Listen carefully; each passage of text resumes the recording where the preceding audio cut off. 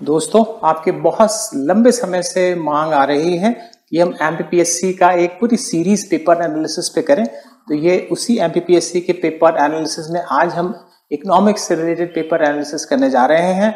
Economics यानी अर्थशास्त्र।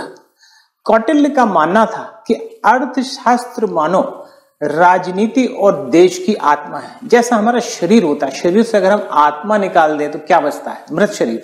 उसी प्रकार से अर्थव्यवस्था यानी अर्थ को हम अपने राजतंत्र से निकाल दें तो पूरा राजतंत्र मर जाता है, मृत हो जाता है। So economy is like the soul of any polity. और इसी परिप्रेक्ष्य में एमपीपीएससी और यूपीएससी में भी काफी क्वेश्चन इकोनॉमिक्स से पूछे जाते हैं दोस्तों। तो प्री में अगर हम देखें तो 15 to 20 मार्क्स पूछे जाते हैं प्रीलिम्स में इकोनॉमिक्स से, और अगर हम मेंस की बात करें तो करीब 200 मार्क्स पूछे जाते हैं इकोनॉमिक्स से। तो बहुत ही इंपॉर्टेंट मॉड्यूल होता है इकोनॉमिक्स का। तो स्टार्ट करते हैं इंडियन इकोनॉमिक्स। मैं हूं आपका दोस्त गौरव मारवाह, यूनिक IAS से। तो आज मैं मध्य प्रदेश लोक सेवा आयोग में सामान्य ज्ञान में अर्थव्यवस्था से संबंधित जो प्रश्न पूछे जाते हैं उनके बारे में आज मैं आपसे डिस्कस करूंगा। So Indian economics it is important module, and in prelims it can give you 15 to 20 marks, but remember in mains it can give you 200 marks। यानी प्रारंभिक परीक्षा के हिसाब से तो महत्वपूर्ण है ही, मुख्य परीक्षा के हिसाब से भारतीय अर्थव्यवस्था अति महत्वपूर्ण है। इसको आपको बहुत ही ज़्यादा ध्यान देना है इस पर। तो जब आप अपना पढ़ाई तैयारी करें तो ये हमेशा याद रखें कि मेंस में इसका बहुत बड़ा चंक एक पूछा जाता है। एंड नॉर्मली जो इकोनॉमिक्स से क्वेश्चन आते हैं they are related with the planning. Bharat में योजना की कमियां क्या हैं, एंड नीति आयोग के बारे में किस तरह से सक्सेसफुल हुआ NITI Aayog. Then regarding agriculture in India, different aspects of agriculture, कोई वेराइटी हो ख़ास, अगर कुछ वीट या राइस की आई हुई हो। Then there are questions from stock market, role of SEBI, something terminology related with the stock market. Then questions from banking, nationalization of bank, the current banking reforms, and about regional rural banks, role of Reserve Bank of India to counter the monetary policy, यानी मौद्रिक नीति में जो reserve bank है उसकी क्या भूमिका है, बैंक रेट, CRR, इस पर रिलेटेड क्वेश्चन पूछते हैं। देन पब्लिक फाइनेंस यानी लोक वित्त में आपसे क्वेश्चन पूछे जाते हैं, what is fiscal deficit, what is revenue deficit, and in public finance, and in taxation different questions on taxation, GST related question। तो जो करंट ट्रेंड में चल रहा होता है, और जैसे black money, then money laundering, इस तरह से। Then in India social economic problems, there are questions from poverty, unemployment, गरीबी, बेरोजगारी से related question. Then in economics, in industries, there are questions related with the industries, their location, questions related with the programs for enhancing the skill in youth, like the Make in India program, the Skill India program। तो इस तरह से आपको ध्यान देना है। Then foreign trade से related question, IMF, World Bank, international bodies जो हैं, then WTO, then calculation of national income, energy resources, then questions from economic terminology, and various schemes of urban and rural development। और तो ये सारे question आप देख रहे हैं इकोनॉमिक्स से बनते हैं। तो अब स्टार्ट करते हैं ट्रेंड एनालिसिस। सबसे पहले प्रीलिम्स में आए तो देखिए पहला ही क्वेश्चन है, मेक इन इंडिया प्रोग्राम कब स्टार्ट हुआ था? तो आंसर है सितंबर 2014 में। बट अब आपको ये क्वेश्चन नहीं मिलने वाला। अब तो आपको प्रीलिम्स में मेक इन इंडिया में पूछ सकते हैं, कोई भी मेक इंडिया में अभी नया क्या स्टार्ट हुआ, या इसी मेक इन इंडिया मेंस में आपसे पूछ सकते हैं कि किस तरह से सक्सेसफुल हुआ, क्या क्या इसकी कमियां हैं, क्रिटिकल एनालिसिस पूछ सकते हैं। Make in India, startup India, skill development, इस तरह से, राइट। देन अगला क्वेश्चन है, which ministry is related with the India's foreign trade policy? Bharat की जो विदेश व्यापार नीति है कौन सा मंत्रालय बनाता है? तो करेक्ट आंसर है ministry of commerce and industry. Then closed economy क्या है? जैसे मैंने आपको बताया था प्लानिंग से रिलेटेड क्वेश्चन है। तो closed economy as an economy which neither exports nor imports. तो इस तरह की इकोनॉमी को कहते हैं, डी आंसर है। देन 12th 5 ईयर प्लान का पीरियड पूछा था, तो बी आंसर है 2012 टू 2017। अब तो प्लानिंग खत्म हो गई, तो अब क्वेश्चन आपको बनने वाले नीति पे। देन इंडिया विजन 2020, अब तो पुरानी बात हो गई, बट उस समय SP Gupta committee was relate with it. Then Ranjit sub 1 and Bahadur sub 1, देखिए these are the new varieties of paddy जो इंट्रोड्यूस हुई थी, तो इसलिए पूछा गया धान की उन्नत किस्में थी ये Ranjit 1 and Bahadur 1। Then State Bank of India कब बना था, दैट इज़ 1955। अब जो क्वेश्चन होंगे ना आपको, अब होंगे merger of the banks and privatisation. अब आपको जो क्वेश्चंस होंगे regarding the NPA of the banks, non-performing assets of the bank, and what is the mechanism to fight with the NP, that is non-performing assets, यानी गैर निष्पादनीय संपत्तियों पर अब ज़्यादा क्वेश्चन बनने वाले आने वाले टाइम में, और किस तरह से उसको निपटा जाए। NCLT क्या है, नेशनल कंपनी लॉ ट्रिब्यूनल क्या है, इस तरह के question. What is debt recovery tribunal, DRT। Then फिर देखिए आप जो क्वेश्चन था, जैसे मैंने आपसे बताया था, इंडियाज फॉरेन ट्रेड से related question and about international organisations like World Bank, International Monetary Fund, World Trade Organisation, Asian Development Bank. आप एक मिनिमम एक क्वेश्चन पक्का रहता है इनसे। तो देखिए अगला क्वेश्चन था, जो इंटरनेशनल मॉनेटरी फंड है वो किसको लोन देता है, तो इसका आंसर आप देख रहे हैं सी है, it grants loan to the member countries only. और एक चीज़ और है, International Monetary Fund does not give loan for development और से it does not give loan for infrastructure. IMF provides only loan when there is a imbalance in the foreign trade, यानी जब विदेश व्यापार कोई कंट्री करता है और उसमें उसको भुगतान संतुलन की समस्या हो तो IMF का लोन मिलता है।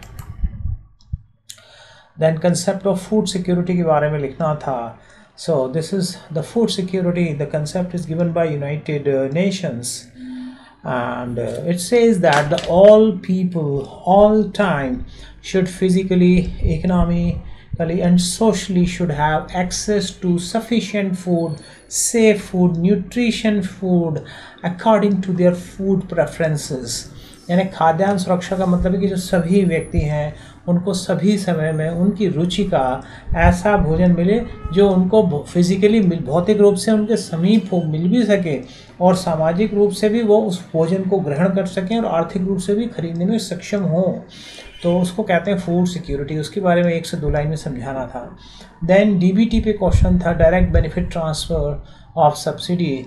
जो तो DBT में आपको पता है, ये the money is transferred directly into the bank accounts of the beneficiary without bringing the intermediaries. आपको पता है हमारे ex prime minister Rajiv Gandhi once said that if 100 rupee is moved from central exchequer, the 85 rupees is evaporated and only 15 rupees is available to the poor। यानी गरीब व्यक्ति की भलाई के लिए अगर केंद्र से 100 रुपये निकलते हैं तो 85 रुपये वाष्पित हो जाते हैं और 15 रुपये ही गरीब तक पहुंच पाते हैं। देखिए उसी कमी को पूरा करता है direct benefit transfer of subsidy. इसमें अगर केंद्र से 100 रुपये निकले तो गरीब के खाते में भी 100 रुपये ही जमा हो जाते हैं। देन अगला क्वेश्चन था, the measures taken by government to eliminate inequalities in income distribution. Bharat में जो असमानता है उसको कम करने के लिए भारत सरकार ने जो भी कदम उठाए, तो इसमें आप जितनी भी वेलफेयर स्कीम्स हैं उनके बारे में बता सकते थे, गरीबों के लिए जो स्किल डेवलपमेंट स्कीम्स बता सकते थे।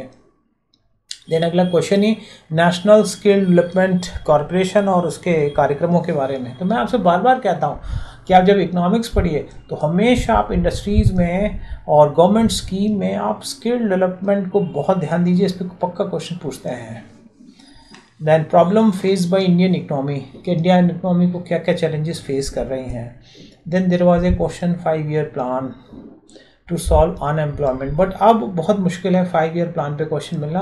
अब आपको क्वेश्चन मिलने वाली NITI Aayog, what are the current trends brought by NITI Aayog, what are the shortcomings, उस पर अब क्वेश्चन मिलने वाले हैं, उस पर फोकस करिएगा। देन इकोनॉमिक टर्मिनोलॉजी में हमेशा कहता हूँ आप अच्छी तरीके से करिए। जय लाइक द आपको पता ही होगा डीमोनेटाइजेशन, तो उस पर क्वेश्चन है व्हाट इज़ डीमोनेटाइजेशन। जो बड़े नोटों का प्रचलन बंद कर दिया जाता है that is known is demonetisation. Economics के लिए उतना अच्छा नहीं माना जाता है। Economically it can bring the economic slowdown, and in long run it may it can bring the recession in the economy. Then फिर जीएसटी के बारे में पूछा था, मैंने आपसे बताया कि पब्लिक फाइनेंस में आपको जो fiscal deficit, revenue deficit, taxation, GST, ये सब अच्छा तरीके से करना है। देन नेट फ्लो इनफ्लो के बारे में क्वेश्चन है। देन ग्रीन अकाउंटिंग के बारे में क्वेश्चन है। In green accounting, the accounting is done in such a way so that to keep a balance between economy and ecology, यानी हमारे अर्थ और पर्यावरण जब दोनों को ध्यान में रखते हुए हम आकलन करें हमारे विकास का, सतत विकास का, तो उसे ही ग्रीन अकाउंटिंग कहते हैं। Then there were questions on causes of inflation, तो ऑब्वियस है इन्फ्लेशन, उसके क्या रीजंस हैं, उससे कैसे निपटेंगे। Then Indian economy is considered as a plant developing economy, क्यों कहा गया है हम plant developing economy है, यानी developed क्यों नहीं है, developing ही क्यों कहा गया है। Then there is a question between what is the distinction between the green revolution and the golden revolution, हरित क्रांति और सुनहरी क्रांति में क्या अंतर है। तो आप सबको पता ही है कि green revolution is a term which says that there should be a sudden structural changes in the production pattern of the 5 crops in India। तो हरित क्रांति जो है ये एक ऐसी क्रांति है जिसमें खाद्यान्नों के उत्पादन में यकायक संरचनात्मक परिवर्तन आया था, और ये 5 ही फसलों से संबंधित है ग्रीन रिवॉल्यूशन, याद रखिएगा। It is not related with the n number of crops, it is related with the 5 crops like wheat, rice, jowar, bajra and maize, यानी मक्का। and out of that it is successful in wheat, and it's partially successful in rice, and in other crops it's not successful। But आपसे ये भी पूछा गया था कि golden revolution में और उसकी तुलना कीजिए, क्या अंतर है। सो golden revolution is a revolution which is related with the horticulture and honey, यानी शहद उत्पादन बढ़ाना और बागवानी फसलों के उत्पादन को बढ़ाने से संबंधित है गोल्डन रिवॉल्यूशन। देन आपसे क्वेश्चन पूछा गया था financial sector reforms recommended by the Narasimhan committee, या फिर आपको उस समय जो है Jawaharlal Nehru urban renewal mission से रिलेटेड क्वेश्चन थे। बट अब आपको Jawaharlal Nehru urban renewal mission ना करके अब आपको करना है स्मार्ट सिटी से रिलेटेड, कि स्मार्ट सिटी के लिए क्या किया जा रहा है, अमृत के अंतर्गत क्या किया जा रहा है, वो करना है आपको। देन बैंकिंग में आपसे पहले ही बता चुका हूँ कि बैंकिंग में आपको banking reforms, current merger of banks, role of RBI, regional rural banks. तो देखिए क्वेश्चन था role of regional rural banks. Then फिर Kisan credit card KCC scheme पे क्वेश्चन था। Then cooperative movement in India पे क्वेश्चन था आपको। Then explain the functions of the stock market, तो मैं आपको बता ही चुका हूँ स्टॉक मार्केट, सेबी और टर्मिनोलॉजी, उस पर क्वेश्चन था। तो फंक्शंस ऑफ स्टॉक मार्केट क्या हैं, तो आपको पता ही है stock market is an economic barometer of the economy. it is a safety in the stock market. It is used for safe stock exchanges. It not only protects the investor, but it also bring investment to the company so that companies can grow, and it also brings the foreign investment, but not in the form of FDI, but in the form of foreign institutional investment, that is FII. It helps in capital formation, liquidity. तो हर तरह से अच्छा होता है ये, लेकिन ये बड़ा ही सेंसिटिव इंडिकेटर है।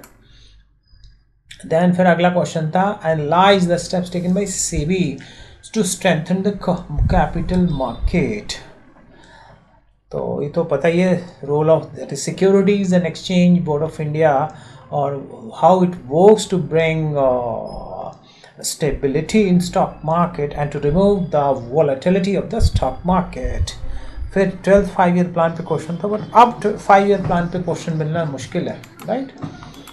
देन तो इस तरह से आपने देखा कि देर में भी 200 marks question asked in main. So economics is a very useful module, इसको बहुत अच्छी तरीके से आपको करना है।